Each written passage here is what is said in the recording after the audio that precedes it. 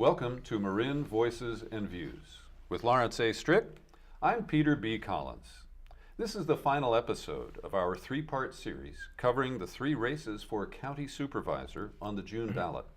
If you missed our shows covering the candidates from Southern Marin and the Ross Valley, you can find them on our website at marinvoicesandviews.com. Today we meet the candidates for District 4, which has been represented for many years by Steve Kinsey. District 4 is Marin's geographically largest and most sprawling district, including parts of Novato, Larkspur, Corte Madera, and all of West Marin. This open seat has drawn 8 candidates, and in order to meet them all, we're expanding our show to an hour. In this first half hour, we will talk with 4 of the candidates. Dominic Grassi, Thomas Castigliones, Dennis Rodoni, and Brian Staley. Welcome, gentlemen. Thanks for being with us today. Thank you. Absolutely. Thank you. Dominic Grassi is a fourth-generation Marin resident, a dairy farmer, and a small business owner. He has served on the board of the Marin Agricultural Land Trust and has been president of the Marin County Farm Bureau and the Marin-Sonoma Fair. He's married, has 2 kids, and lives in Novato. In a minute, Dominic, tell us why you're the right person to replace Steve Kinsey. Well, I believe that my roots, my deep history, my family roots here in Marin County show people that this community is extremely important to me. And I don't think anyone else can say that about how much they've been here and how important it is. And I want to continue to protect West Marin and what we have out here. The beautiful landscapes that we have are extremely important. Okay. And next, we have to turn the page here. Thomas Castigliones is a first-generation American-Lithuanian and a longtime military and disaster responder. Thomas offers a fresh perspective with his unique and varied background. He started his first restaurant at 12, ran a $1 million restaurant at 19, and managed a $150 million a year security operation by age 26. Now 40, Thomas is running to bring his leadership and get-it-done attitude to the Board of Supervisors. And in full disclosure, he wrote the introduction. Thomas, thanks for being with us. And in a minute, what's your case for replacing Supervisor Kinsey? Well, I've spent the last 8 years honing a set of skills when getting placed into a disaster environment that you have to diplomatically navigate a very strenuous and consequence environment. That set of skills, I believe, will serve the County of Marin and the citizens in trying to find solutions to very complex issues. We have very varying points of view, and everybody's energized, and that's very much the environment that I've operated in, especially over the last 8 years. And it's not just exclusive to the Region 9, which is 3 CONUS states and a state in the Pacific and the territories, but also in the East Coast, in the Midwest. And so I've come to know how to come into a community that's new, that I've never been to before, gain their trust very quickly, and then work with them to find solutions. I think I can do that as Marin County Supervisor. Thank you. Next, we have Dennis Rodoni. Dennis is a contractor from Olema. He's served on the North Marin Water District Board for 20 years. He's been on a range of boards and commissions, including the Golden Gate National Recreation Area and Point Reyes National Seashore Association. Easy for me to say. A Marin native and former teacher, he's married with 2 children and 2 grandchildren. Look younger than that. And back in 2004, Dennis ran against Mr. Kinsey and got 36% of the vote. Dennis, why are you the guy to replace Steve Kinsey? Well, I think if experience matters in this race, because it's a very complicated job to be 4th District Supervisor because of the sprawling nature of the district. Just understanding the district and understanding its constituents is important, and I've done that. I've already done that. I understand the district. I know where every little street is, and I know where every constituent is. And I think it's important that we have a strong 4th District has a strong presence like we've had for the past 2 supervisors on the Board of Supervisors to give us good representation. Because it is such a diverse district, it needs strong representation, and I can bring, my background brings additional diversity in healthcare and the environment, working with seniors, et cetera. So, Thank you. And finally on this panel, Brian Staley, who lives in Woodacre and is married. He grew up in San Anselmo, graduated from Sir Francis Drake High School. He's been a planner, designer, builder for 30 years in Marin County. His areas of expertise are envelope efficiency and sustainable design. He's the current chair of the San Geronimo Valley Planning Group. Brian, what is your case to be the person to replace Supervisor Kinsey? In that 30 years that you mentioned that I've been in the building industry and planning industry, I've had an opportunity to review nearly every regulation and policy that governs the activities within the confines of our district. In that time, and in particular, specifically recently, there have been a number of changes.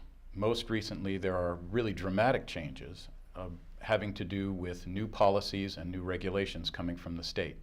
I think my set of skills and my understanding of those regulations will allow me to continue the legacy that Gary Giacomini started some 24 years ago and be able to be a very effective supervisor. Okay, thank you. Well, let's talk about some of the issues. And of course, in Marin, one of the big issues is housing. Countywide, renters are being squeezed out, rent increases are going through the roof, and inventory is down near zero.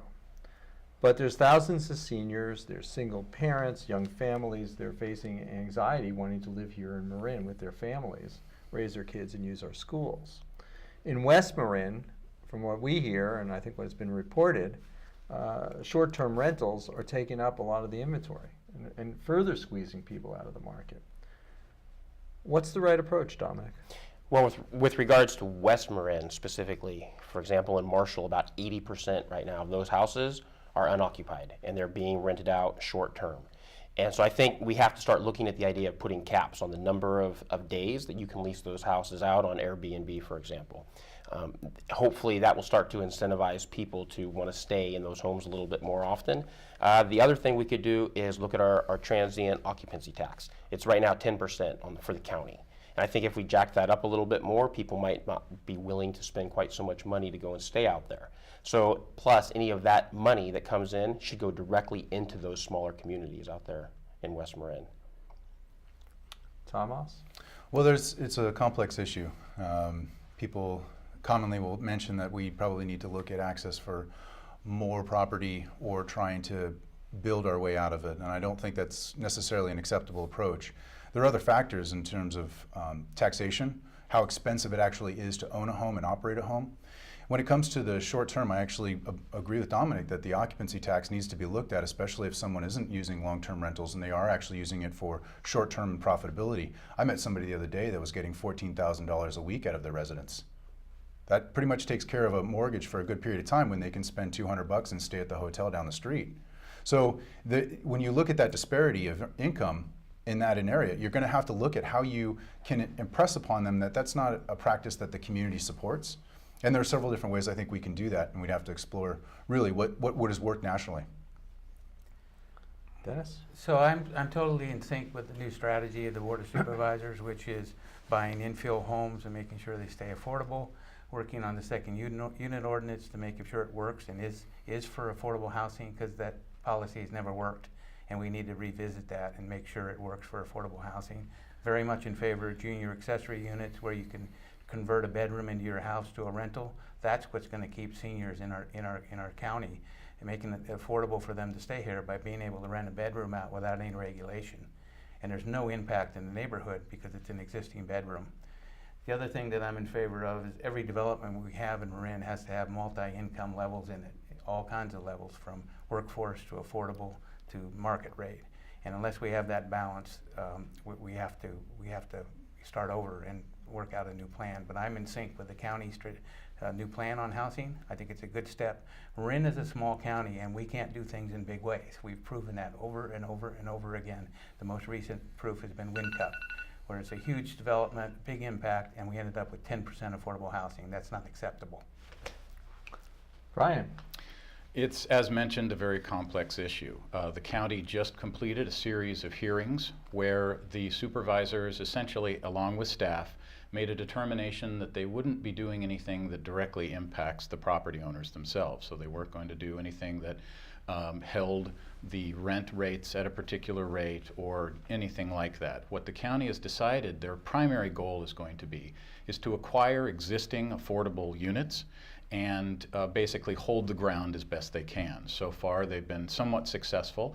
They acquired 37 units in Point Reyes. They've acquired a trailer park in Forest Knolls. They've also purchased property in Fairfax. But the problem is that they're really not effectively adding any new aggregate housing. In 2015, there were no new aggregate housing added, and that's an unfortunate circumstance. Luckily, the county does have a policy that requires a minimum of 20% of any new developments be affordable, and I think there are a variety of opportunities that we have, including the George Lucas proposal out at Grady Ranch, that we need to look at.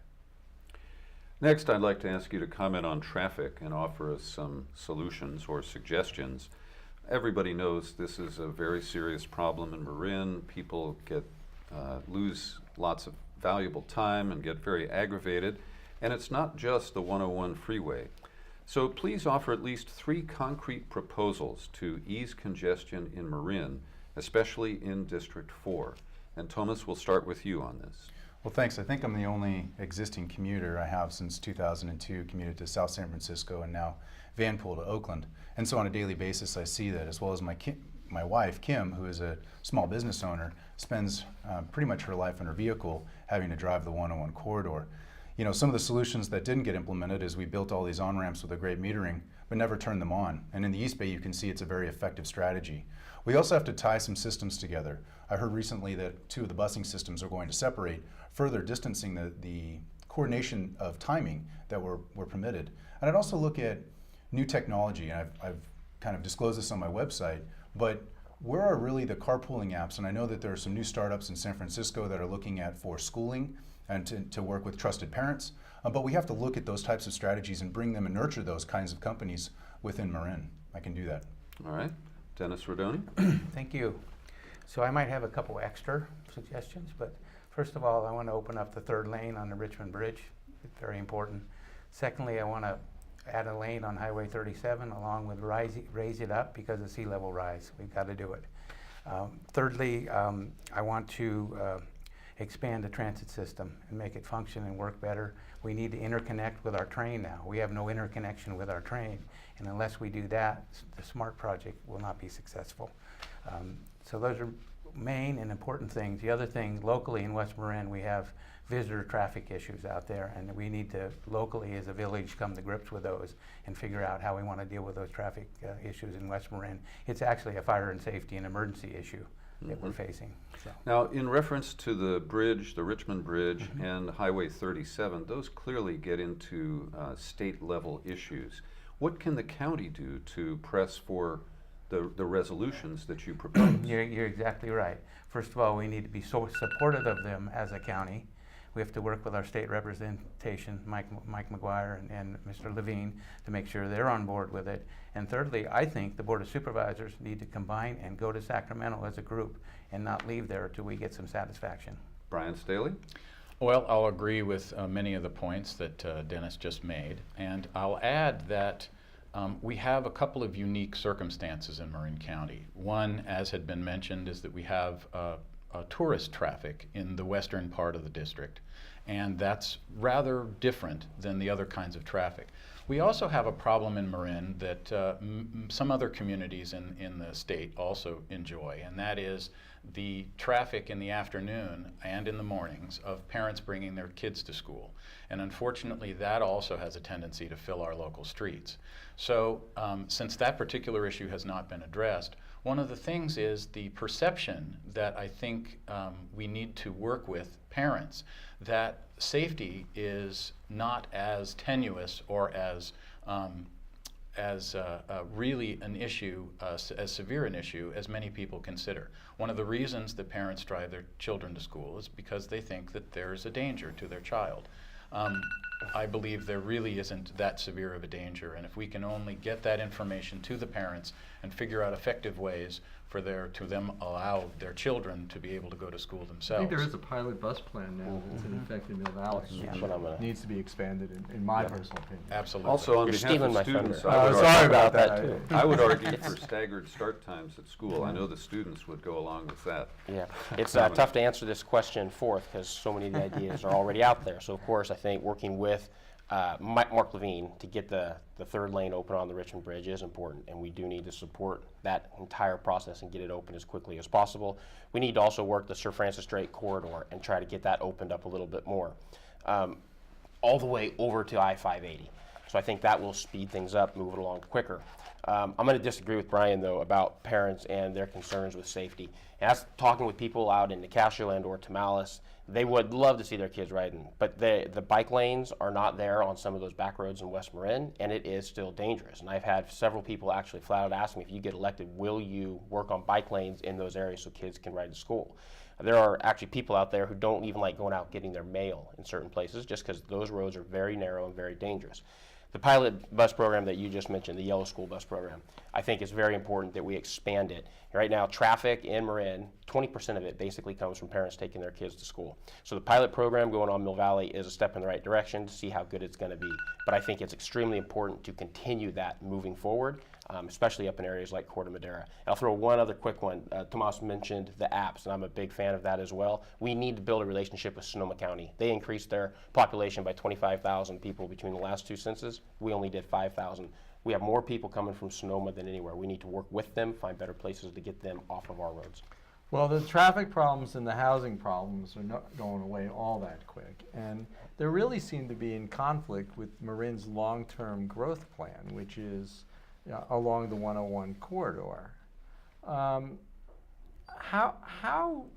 do we get people to agree that we're going to move forward on these issues? People along the corridor don't want any development. Wind Cup was, exhibit A to everybody who's against anything. And people want to protect West Marin and the pristine areas that are out there.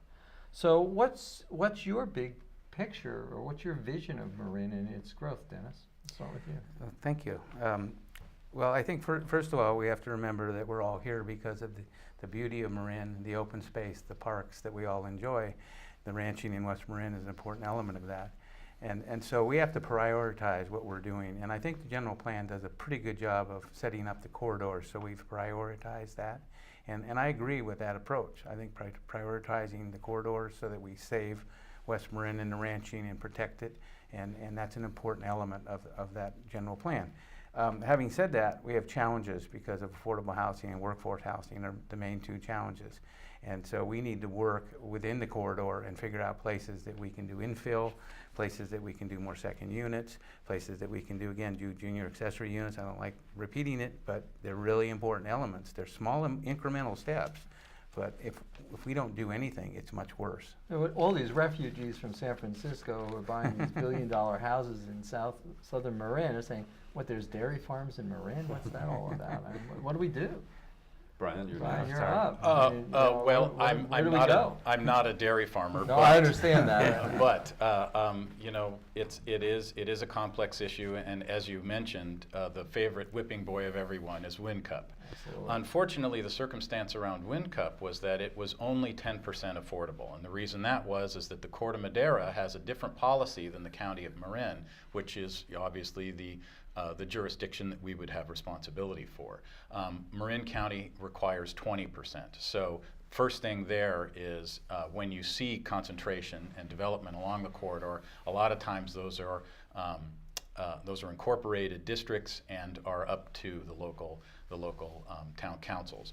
Now, one of the things I wanted to mention that is a concern is one of the more recent regulations that I was talking about is the new local coastal program, and it actually allows for a fairly substantial amount of new development to take place out along the coastal areas. That'll be decided over the next few months at the Coastal Commission, and it'll be interesting to see how that hashes out. But that is an area that I do have, and the environmental community has a great deal of concern about. So it's interesting to me. I've heard Brian mention he didn't mention the number today, 1.5 million square feet that could be developed out in West Marin, which is a heck of a lot less than what could be developed out there right now. The new local coastal plan is going to actually put stipulations and restrict what could be done. If somebody wants to go through a master plan, they could go through that process and develop up to 5% of their land. Okay, that's a heck of a lot more than 1.5 million total square footage. What we've done is put restrictions on what we can do, but we've created new ideas. For example, intergenerational housing on ranches, which I think is extremely important for ranchers' children to be able to grow up and live on their own ranches. And the next thing I think we actually need to do is start to be a little bit less discriminatory over our ranches. And we all want to continue to protect West Marin, but we currently don't even allow second units on those ranches. What about school teachers that are up in Tamales and they're commuting from Santa Rosa? I think it'd be great if they had the opportunity to live in a small little home somewhere close by to where they work. And that would open a number of ranches up out there that could put a second unit on it. It would be small, not invasive, not going to change the landscape, but it would be a step in the right direction. So you think the folks in West Marin have the stomach for a little bit more growth out there? Most of them probably don't, but you have to understand within the envelope of where you can build on a ranch, if you put another 750 square foot unit, no one's even going to notice it. Now they will complain about it when it comes across the county's website, but you're not even going to notice it on most of those ranches. Well, and I know that in speaking with several people, there's a big housing deficiency, especially in West Marin, for the workers on the ranches and on the milking facilities. And so, you know, I think that there are innovative ways for larger businesses, people that are actually employing a lot of business, and finding ways to being able to combine with, I was talking to Dr. Peters at MCF, and he says, you know, there are some examples where we're putting together buildings that don't just build homes, but they build community centers, they build community engagement areas, there's schooling that's involved in that. And so when you're looking at a more collaborative project than simply just building homes, I think the community could accept something like that. Also, when I deployed into the Gulf and saw some of the post-Katrina rebuilding, they were building modern, beautiful, environmentally neutral homes. Where are those projects? I'd love to see examples like that, and I know that the community would support if they were brought in early. And so, you know, as an emergency manager, we have to bring in people with varying points of view. They also have, you know, a biased opinion, and being able to bring those people together for those types of shared projects that the community can support is something that I want to do as county supervisor. Great. As you well know, sprawling District 4 is pretty challenging to represent. And the interests of Corte Madera, for example, differ from the concerns of Novato and the coastal communities. So how do you plan to represent all the people in the district, and would you like to put in for a helicopter? Brian, let's start with you. Thank you very much. I would love a helicopter. If you could make that happen, I have a place to park it in my yard. Honestly, the only way to really understand the district is to get out in it. One of the areas that you didn't mention in your opening is the Canal District. Mm-hmm. The District 4 was gerrymandered quite some time ago, and it is a very unusual shape, but the goal in the gerrymandering was to try and get roughly 50,000 human beings and has somewhere in the neighborhood of 22,000 voting adults. So given the diversity, given the uniqueness, given the fact that we're talking about Novato all the way to Homestead Valley and Mill Valley and parts of the urban corridor, you really have to get into those individual communities. You have to understand the needs of those individual communities, and I've spent a fair amount of time doing that over the last few months. All right. Dominic? Yeah, I really believe this is about building relationships with each and every one of those communities. You can't sit in your office at the Civic Center and expect to get things done. Brian's right. You got to get out there, walk the streets, meet the people, talk to the people who run the Canal Welcome Center and the Canal Alliance, and you got to get out into Point Reyes and talk with the different organizations out there, whether they're environmental and with MCL or the Sierra Club. But you have to build those relationships and let them know that you are accessible 24/7. I really think that's what I've done really well in my past when I was president of Farm Bureau, is to reach out into the environmental community and build those relationships. We didn't have a relationship 20 years ago, and over the past 10 years we've built that, and we've worked on a lot of these issues together. So that's something that's extremely important. You have to be accessible and let people know you want to work with them. And because I really don't think it's my job as a supervisor to come in and dictate what happens in the canal. It's to work with those people that are most closely connected to it and living in it every day, find out what they need and try to help. Thomas Castellanos?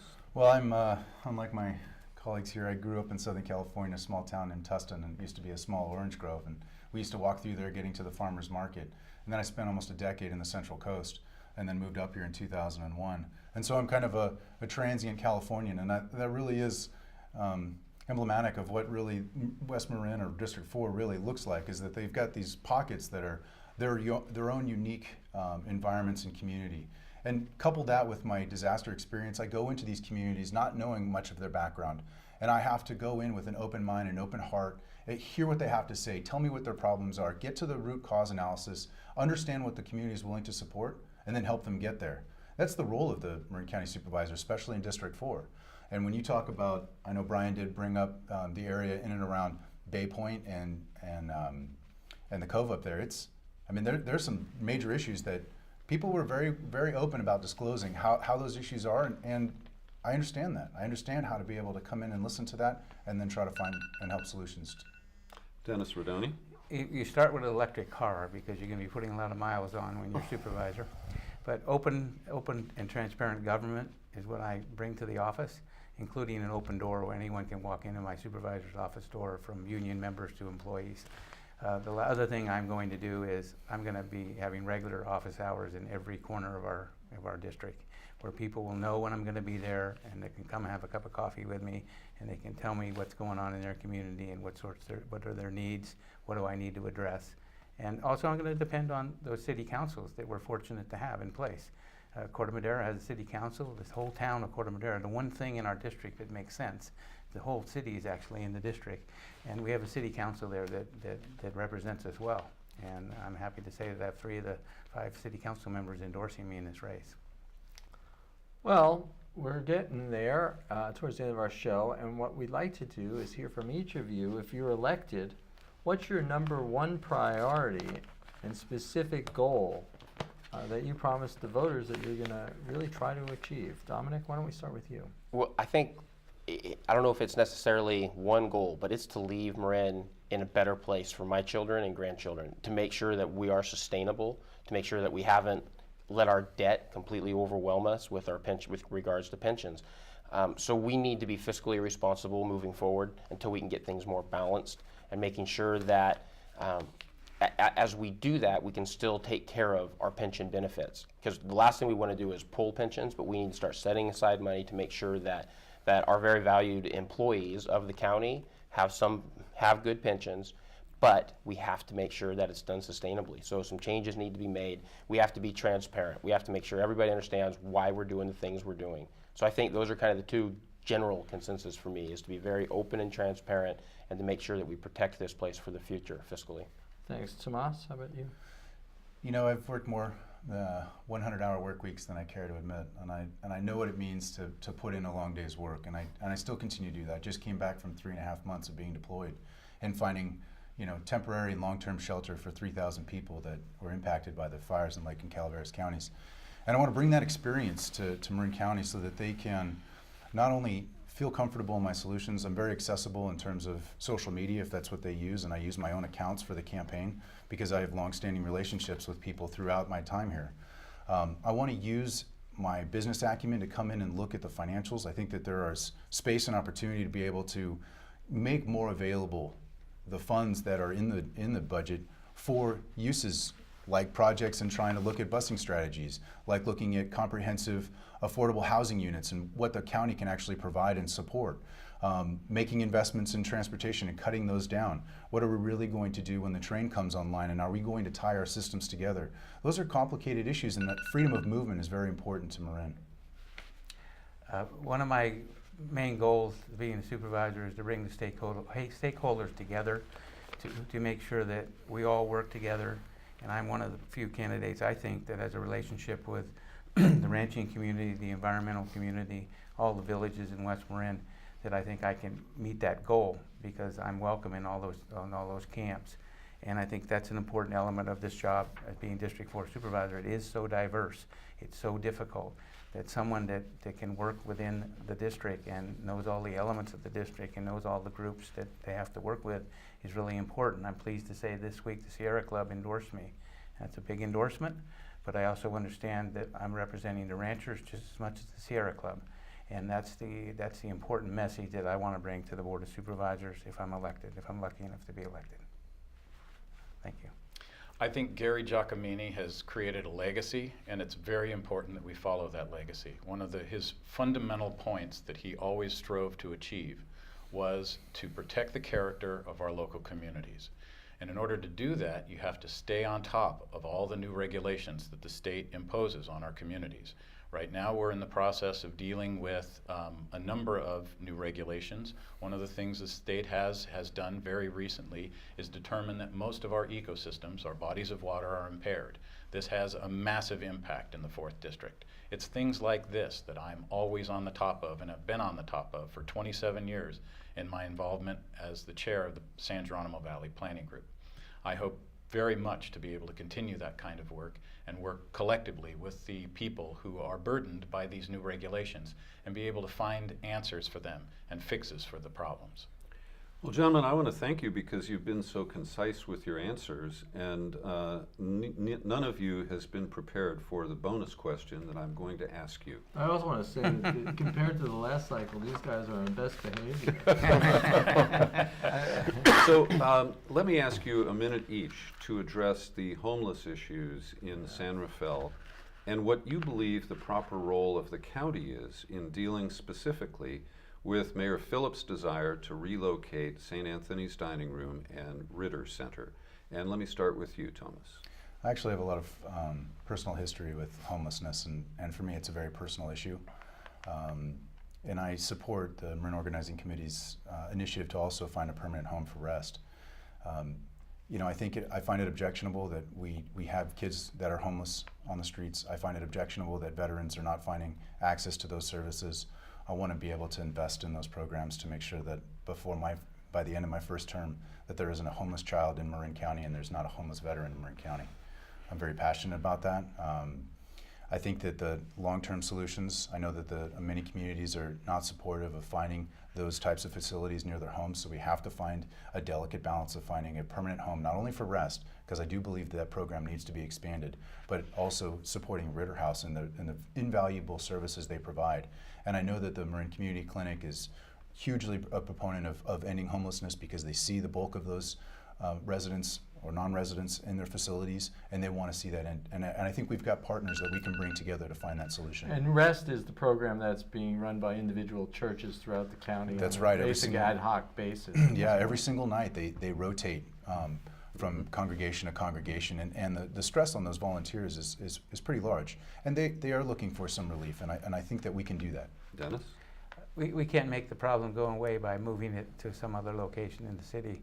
And I think for many regards, having the facilities that are available to the homeless and being accessible is really important. And so I think we need to be careful with how we make those decisions, because the unintended consequences sometimes of what we do is much greater than what we're trying to fix. And I think that's important. I think it's the job of the county, Human Health and Human Services, to take the lead on this. They think they have, but they need help, and we need to pass Laura's Law. There's no question in my mind that the county should have passed it originally, and I understand it may come back in January. I hope I have an opportunity to vote for Laura's Law in January, because I think it's one of the tools that we need to have, and I think we need to do everything that we can do to provide housing, to provide health care, to take care of all of our homeless people. Because it's just not going away, it's getting worse, and if you're on the streets of San Rafael or you're on the streets of Bolinas, you see it every day. And it's not going to go away unless we start addressing it. Brian? I graduated in high school in 1981. Almost immediately after I graduated high school, we saw a very consistent and ongoing reduction in federal funding for people that were homeless, that had mental difficulties. The facilities that were maintained by the federal government were almost entirely closed. So the result was that the burden and the responsibility of dealing with these individuals went entirely to the county and the state. Unfortunately, the state and the county don't have the wherewithal and the financial ability to be able to continue the programs that had been ongoing previously.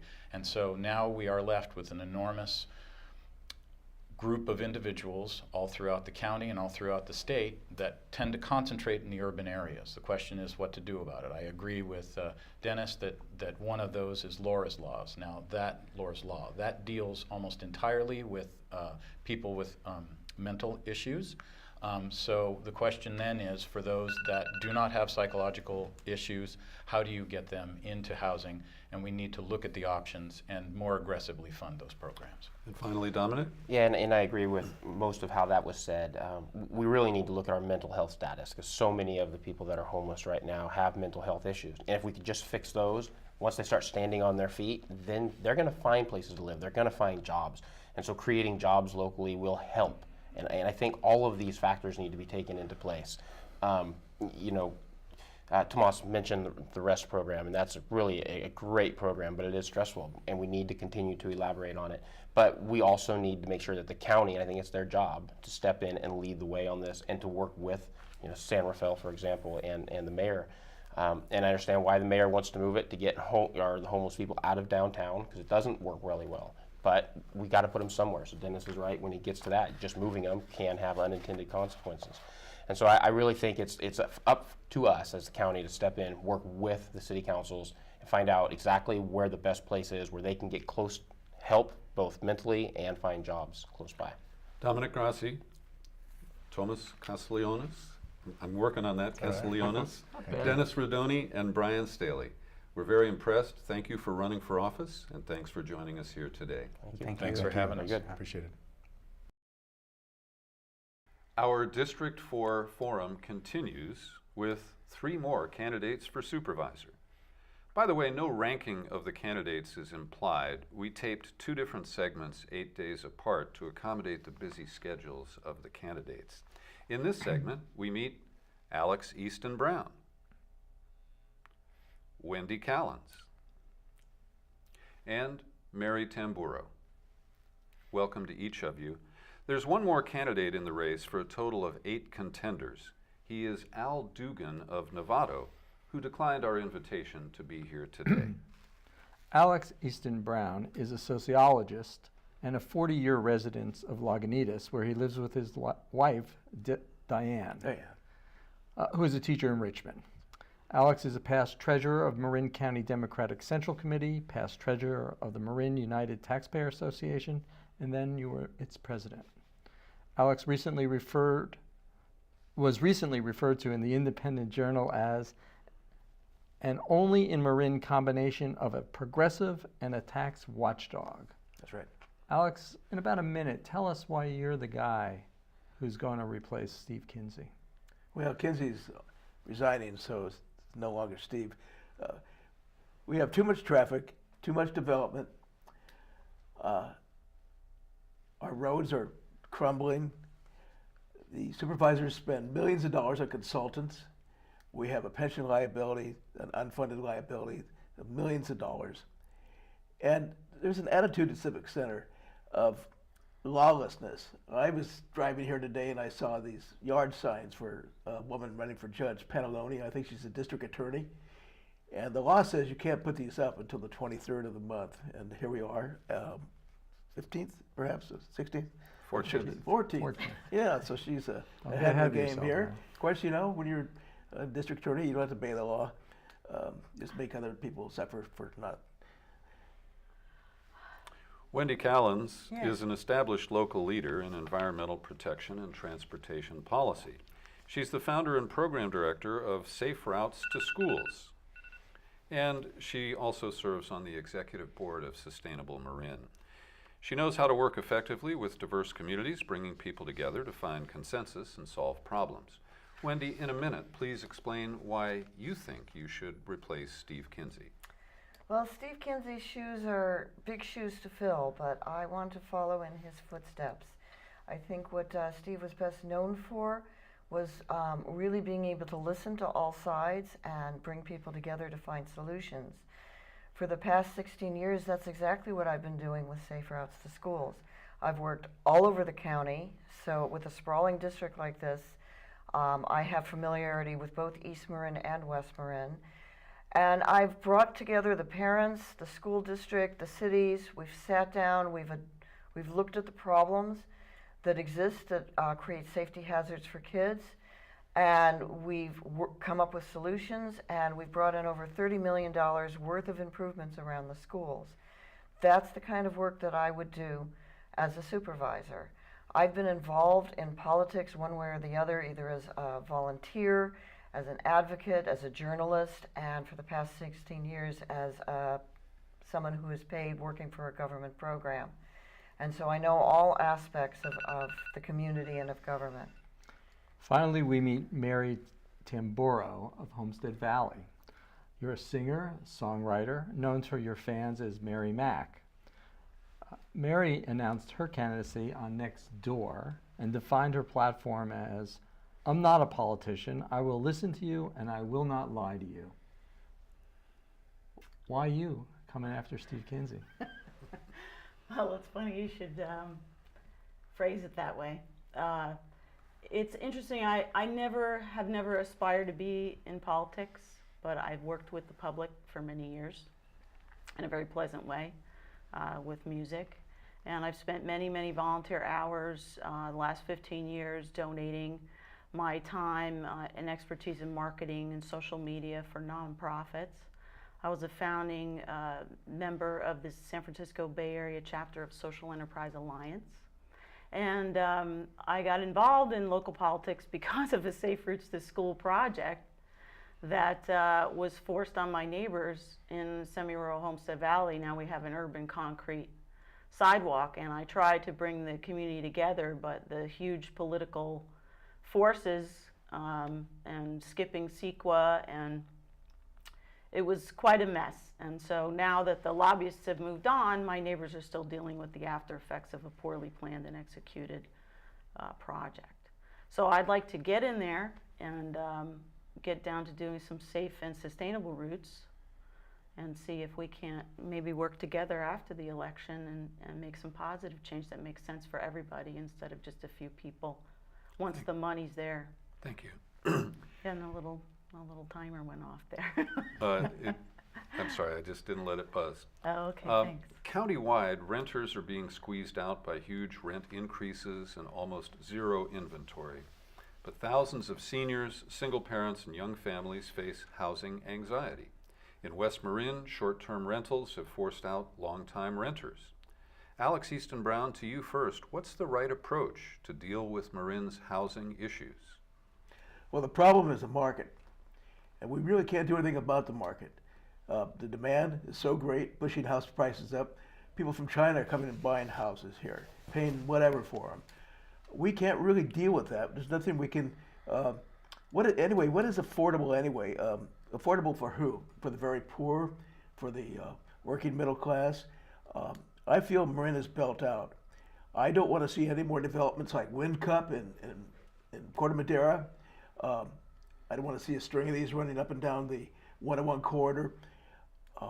I think it's unfortunate, but we need to hire Marin people for Marin County jobs, not bring people in from Sonoma or elsewhere. And to do that, let's get off this kick of hiring the best and the brightest. Government work is not rocket science. And we have a lot of talented people, young people, freshly graduated, and older people that have been laid off. Let's put them to work for Marin County. It'll save money, and it'll cut the traffic problem back in the housing. Wendy Callens on housing, please. Yeah, I was a renter for many years before I bought one of the last cheap houses in Marin County. And so I really have been following this issue for 3 decades and been very concerned about it.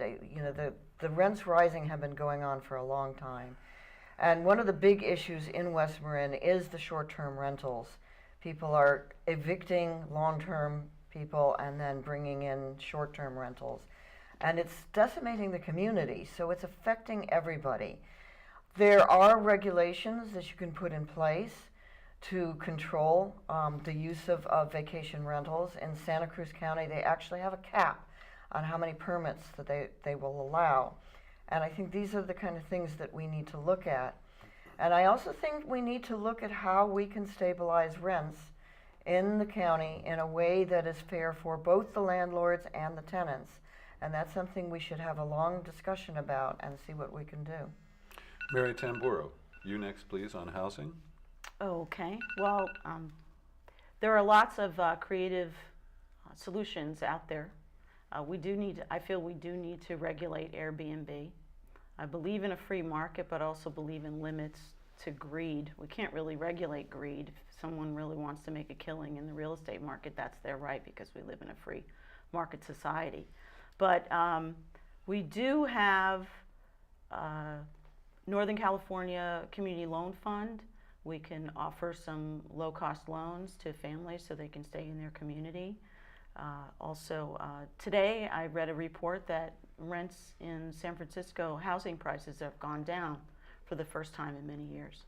So maybe the market's starting to stabilize. It's something that we need to watch. All right, thank you. Wendy, traffic backups are just a daily headache for everyone here in Marin. And it's not just the 101 freeway. It's the surface streets, it's the connecting streets.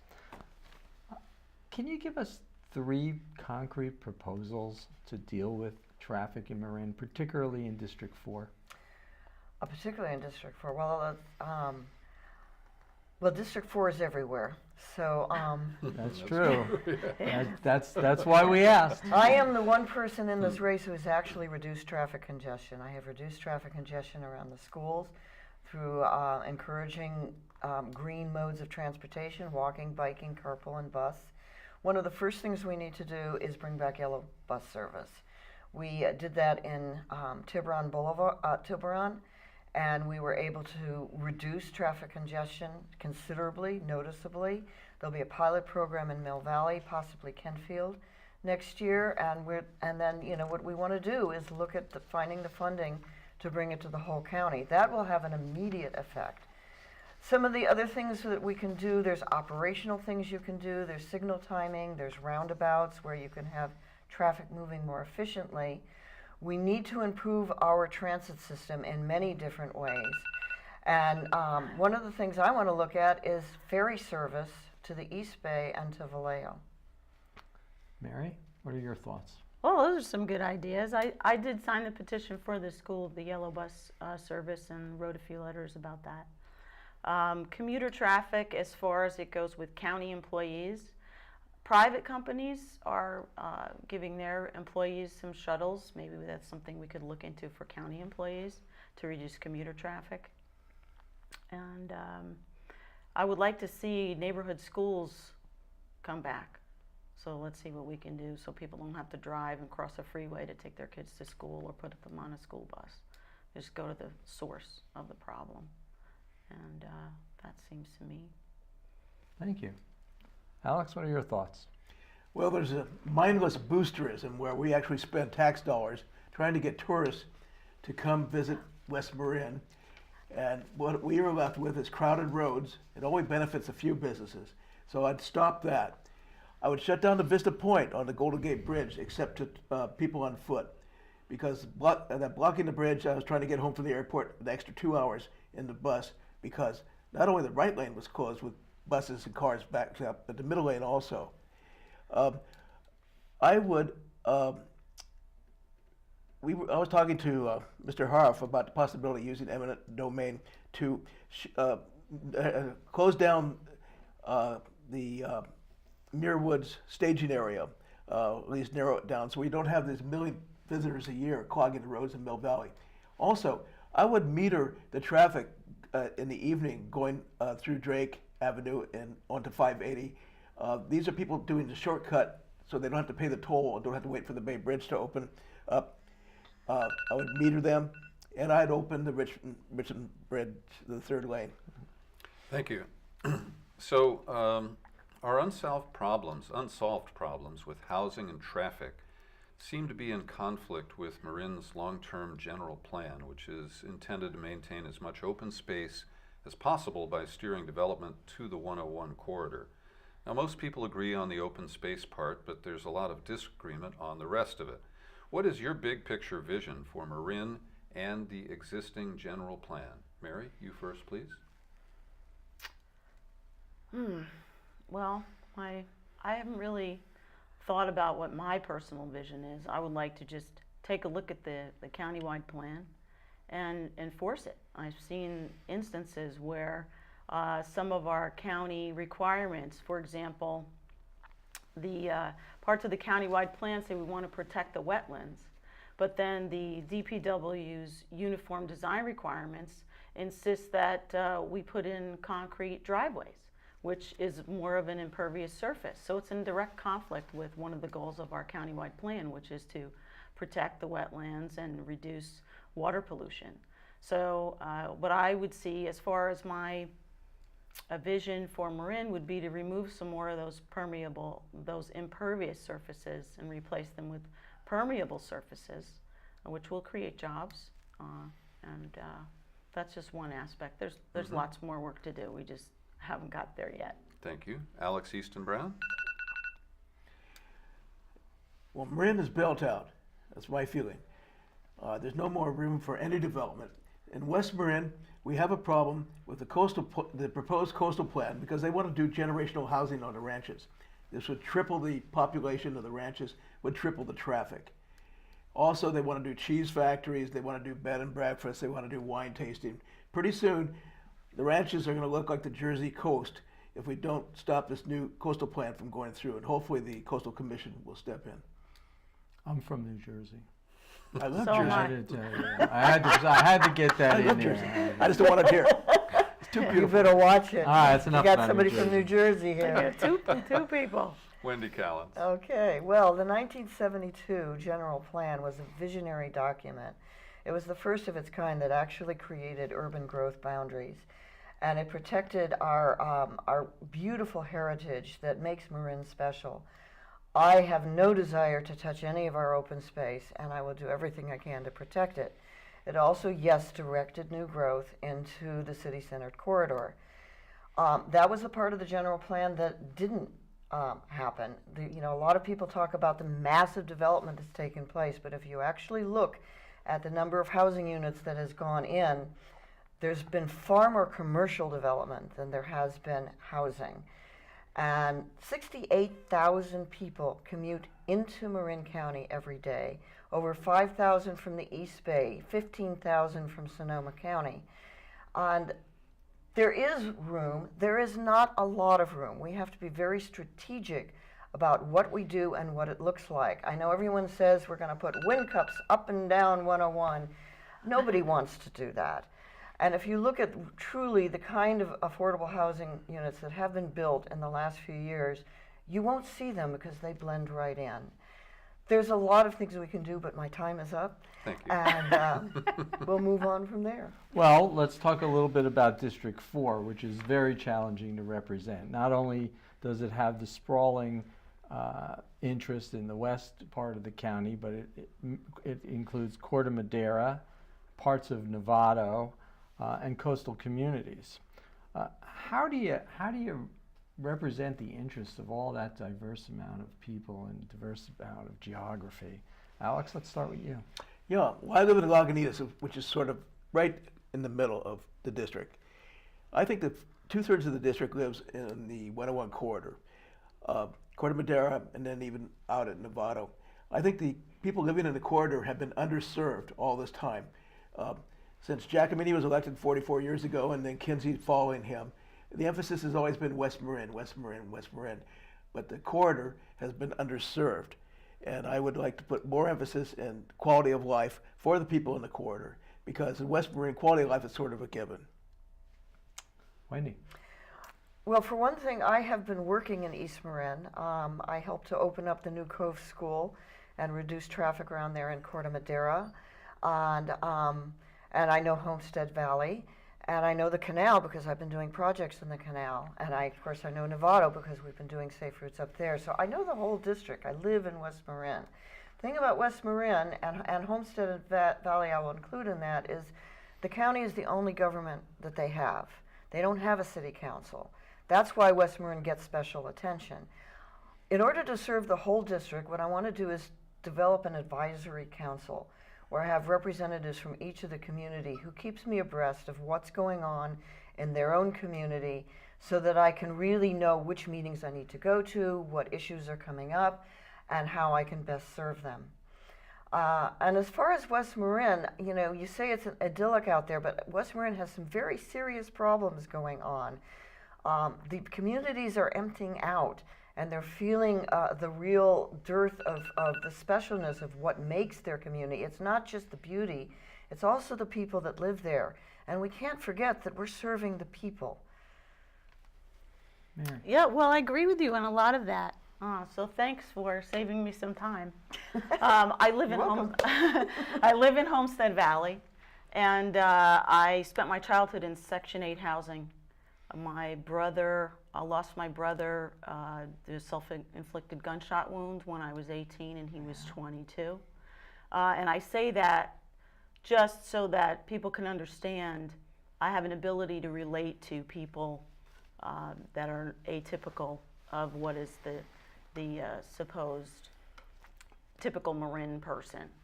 So also I've had a struggle with income most of my life as an artist, trying to make an income doing art or music is a very challenging thing to accomplish.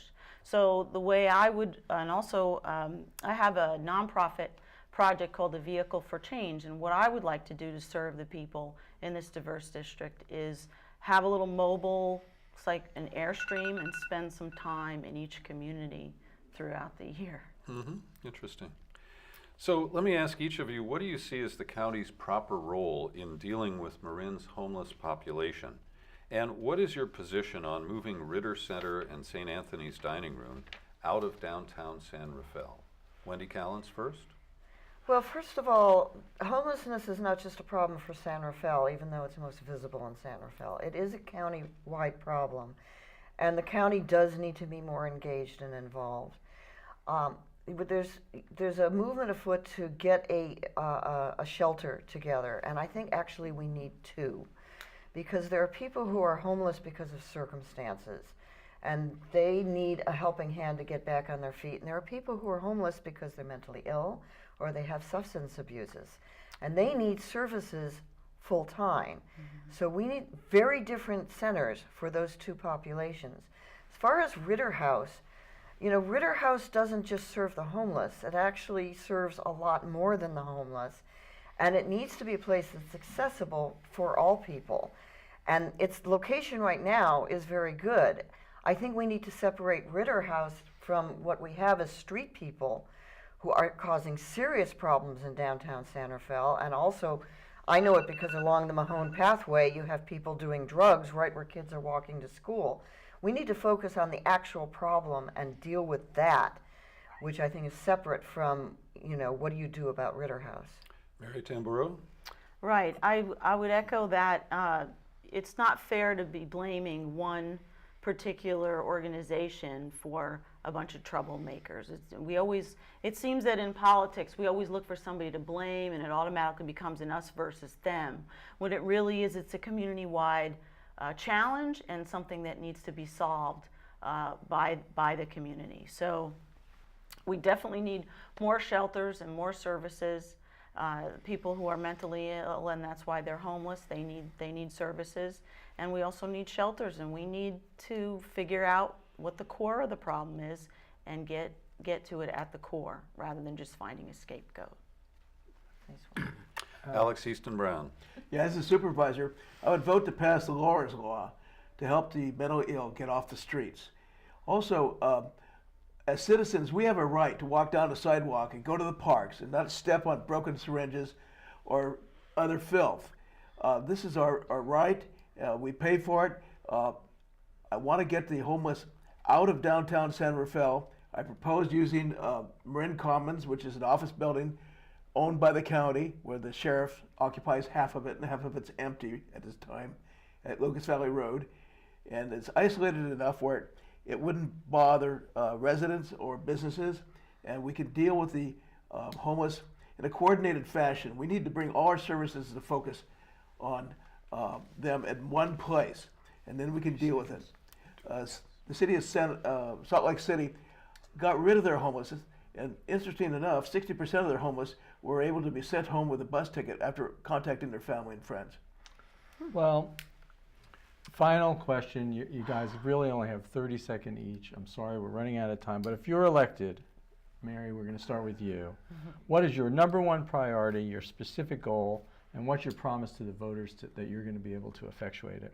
Okay, well, my number one goal would be to increase communication, not only to the community, to increase civic engagement, Keep going. but to improve communication within county departments. Because one of the things that I noticed during that whole sidewalk fiasco was that one department didn't know what the other department was doing, and I think also I would cut the consultants out of there, because they'll be able to, county employees would be able to work better together. Thank you. How about you, Alex? Well, I'd fix the roads, and I'd stop paying these consultants millions of dollars, and I'd take care of this pension thing. But we have a slate right now of 3 people being proposed by this pension group, and they want a little bit too much power. So I'd be careful exactly who you vote for. And I see there's one person missing tonight who's not here from running for District 4, who's part of this pension group. I worked with them for 5 years very diligently, but there's a point where too much power is too much power. Thank you. Wendy? I really want to provide good service to our citizens. And you start by having citizens' involvement right at the very beginning, gathering the ideas, finding out what the issues are. There's a purpose of, staff is there to be the experts. Consultants also are sometimes needed when you need expertise that's not available by staff.